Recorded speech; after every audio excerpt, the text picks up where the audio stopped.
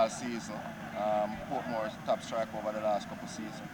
Just tell us what's going on with you and if you will be turning up for Portmore United for this season. Yeah, I should be turning up pretty soon. I did a meniscus repair on my left knee, so now I'm just working on my recovery to get back on the field.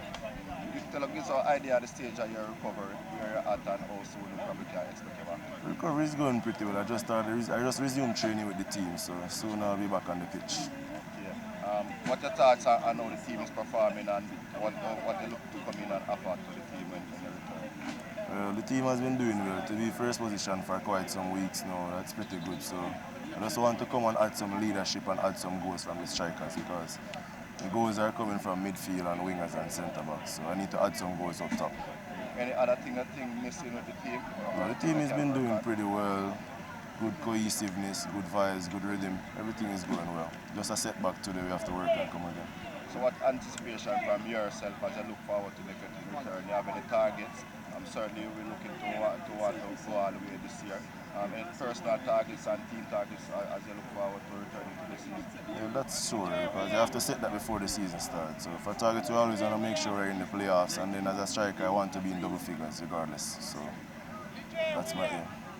But give us a timeline then when we can look forward to you. I don't want to jinx it, but you know what? I'll just save that until I'm back on the field fully. Alright, Walsh, tell us how eager are you to get back into the training and what do you think about Rudolph Austin? Because it's different when you're involved in training but looking out from afar. Have you visited the training ground while you're training everything and watching the side? Yeah, I've always been at the training sessions if I'm not in the gym or doing my therapy sessions. So like Rudy is a very aggressive, passionate coach, but he's fair.